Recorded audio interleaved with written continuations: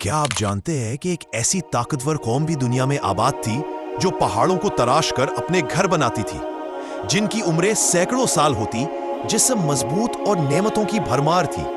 مگر جب انہوں نے اللہ کے نبی کو جھٹلایا، اس معجزاتی اونٹنی کو قتل کیا جو آسمانی نشان تھی، تو صرف 3 دن کی مہلت ملی اور پھر وہ زمین پر یوں ڈھیر ہوئے جیسے کبھی زندہ ہی نہ تھے۔ آئیے جانتے ہیں قوم سمود اور حضرت صالح علیہ السلام کی یہ عبرت انگیز داستان۔ قوم تھمود عرب کی ایک مشہور اور طاقتور قوم تھی۔ قرآن میں ان کا ذکر بار بار آتا ہے تاکہ انسان سبق حاصل کرے۔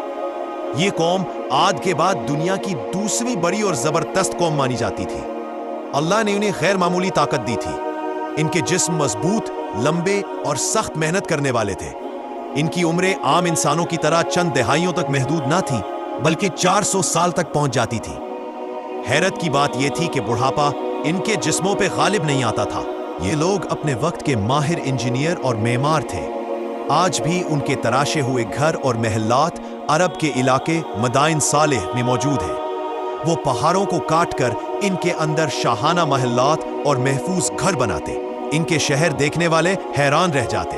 اونچے ستون، کشادہ کمرے اور خوبصورت نقش و نگار، گویا یہ لوگ دنیا کی آسائشوں میں کسی سے پیچھے نہ تھے۔ دولت اور طاقت کے باوجود یہ لوگ شکر گزار نہ تھے۔ انہوں نے اپنی پچھلی قوم عاد کا انجام دیکھا تھا، مگر عبرت حاصل نہ کی۔ آہستہ آہستہ ان کے دلوں میں غرور اور تکبر نے جگہ بنا لی۔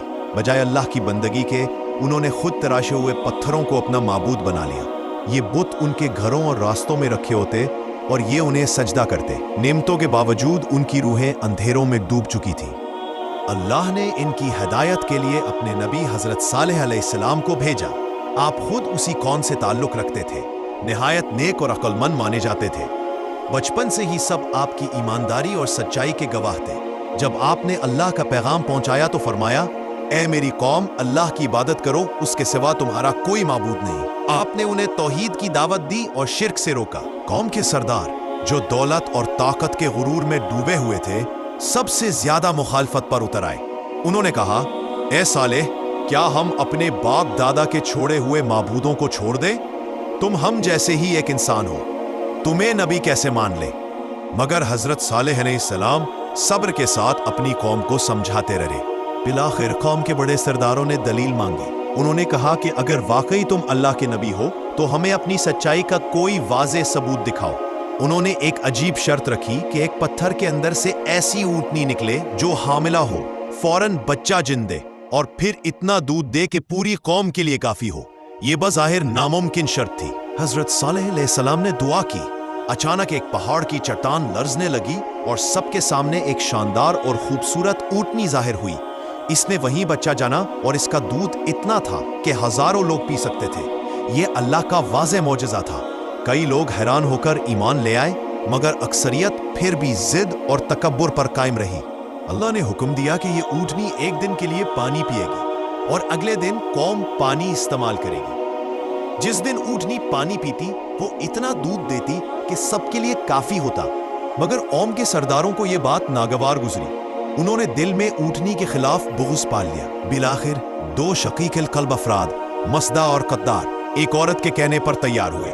عورت نے ان سے وعدہ کیا کہ اگر وہ اونٹنی کو مار ڈالے تو انہیں انعام دے گی۔ ایک رات انہوں نے مل کر اللہ کی بھیجی ہوئی نشانی اونٹنی کو قتل کر دیا۔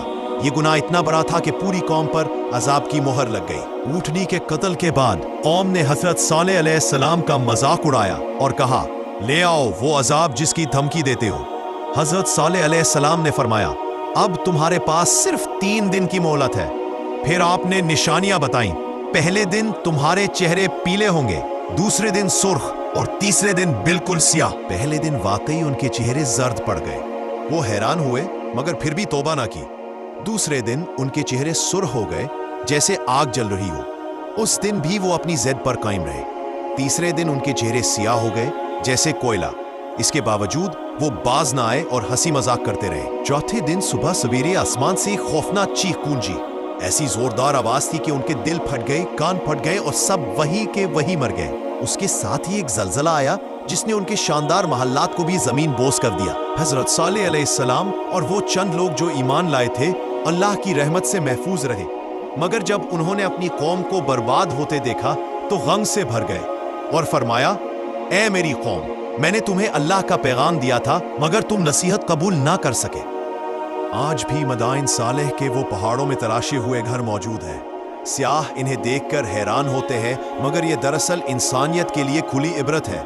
अल्लाह चाहे तो कितनी ही ताकतवर कौम हो, पलक झपकने में मिटा देता है। कौम समूद की कहानी हमें यह सबक देती है कि दुनियावी ताकत, लंबी उम्र और दौलत किसी को अल्लाह की पकड़ से नहीं बचा सकती। नजात सिर्फ उसी में है कि हम अल्लाह की इबादत करें, उसके नबियों की तालीमात पर अमल करें और गुरूर से बचें। जो अल्लाह की नाफरमानी करेगा वो उसी अंजाम को पाएगा जिसे कुरान ने बयान किया है।